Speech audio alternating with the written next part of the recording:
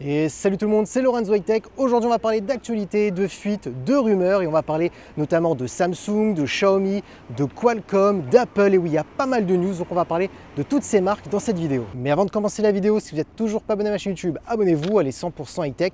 N'oubliez pas d'activer la petite cloche de notification pour être notifié lorsque je publie une vidéo et bien entendu à mes autres réseaux sociaux, c'est-à-dire Instagram, TikTok et Twitter.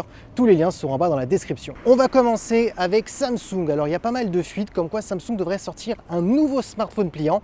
Pour les gens qui ne connaissent pas un petit peu la gamme des smartphones pliants chez Samsung, vous avez les Samsung Galaxy Fold, les Samsung Galaxy Flip. Là, actuellement, on est sur le Fold 6 et le Flip 6. C'est les derniers smartphones qui sont sortis de Samsung. Et si vous avez un petit peu suivi l'actualité chez Huawei, vous avez un Huawei Mate XT qui est un smartphone qui se plie en deux et qu'on a un grand écran de 10,2 pouces. C'est la première marque à avoir sorti ce style de nouveau smartphone pliant. Malheureusement, ce smartphone a été annoncé que sur le marché asiatique, il ne sortira pas pour l'instant pour le marché français.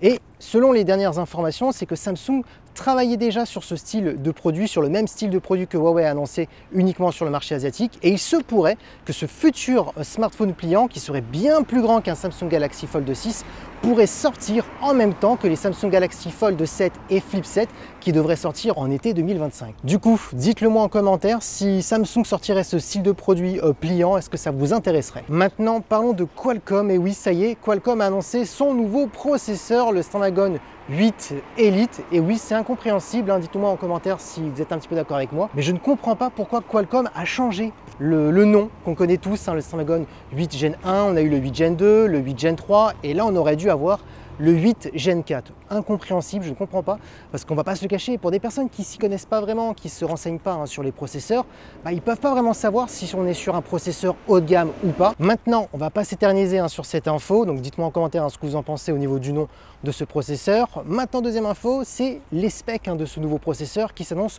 plutôt intéressante. Alors on va parler bien entendu de la consommation énergétique. On parle que ce processeur consommerait jusqu'à 45% de moins au niveau de l'autonomie, donc ça va être intéressant pour les smartphones. Par contre, il faudra bien entendu que les marques optimisent bien le processeur avec leur surcouche, parce que oui, c'est bien d'avoir un bon processeur, mais si les marques n'optimisent pas bien leur OS avec le processeur, ça ne change rien.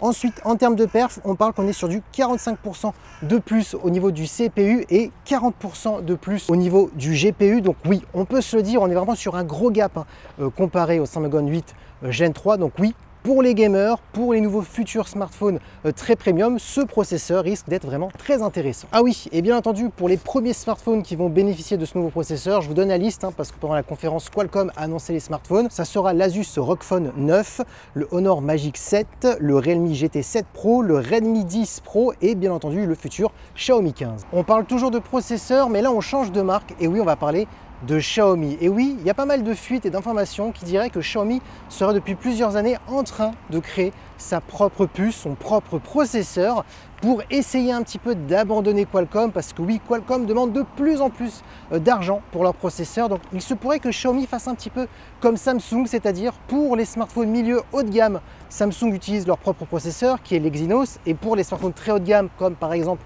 le Samsung Galaxy S24 Ultra, on a le Snapdragon 8 Gen 3 actuellement sur le dernier smartphone de Samsung.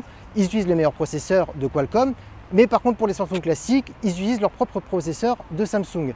Et Xiaomi serait capable de faire la même chose avec leur futur processeur, parce que oui, actuellement le processeur de Xiaomi, selon les fuites qu'il y a eu, il ne serait pas aussi performant que la concurrence. On serait sur un équivalent d'un Snapdragon 8 Gen 1, donc oui, insuffisant face à la concurrence. Donc à prendre avec des pincettes cette information, mais il se pourrait que Xiaomi arrive sur le marché des processeurs. Maintenant, parlons d'Apple. Et oui, il y a pas mal d'informations qui sont sorties chez Apple. On va commencer du côté du gaming, parce que oui, Apple, selon les dernières fuites, serait en train de travailler sur une application différente du Play Store, parce que oui, jusqu'à maintenant, pour télécharger des jeux vidéo ou des applications, il faut aller sur le Play Store.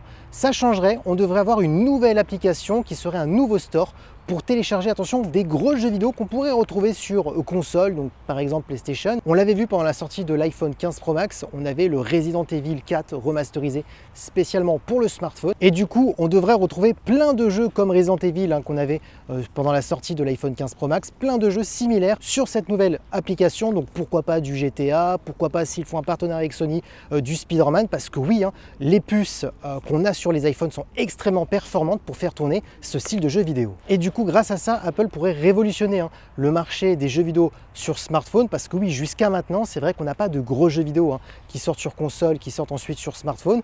Et si Apple se lance sur ce marché, on ne va pas se cacher que tout le monde va suivre Apple, parce que Apple est vraiment une marque qui permet vraiment de guider le marché. On l'a vu dans pas mal de produits high-tech. On reste toujours du côté d'Apple et là on va parler de la caméra frontale, parce que oui, si vous avez regardé les dernières news sur le site DxOMark, qui est actuellement le plus gros labo de test, qui teste pas mal de choses dans le milieu des smartphones, l'iPhone 16 Pro Max a été élu le meilleur photophone et vidéophone avec le capteur frontal. Donc oui, pour des personnes qui veulent faire des vlogs, des photos pour les réseaux sociaux et que vous souhaitez vraiment le meilleur smartphone, l'iPhone 16 Pro Max a été élu meilleur photophone et vidéophone avec la caméra frontale. Dernière info, et ça concerne les futurs iPhone 17 Pro et 17 Pro Max.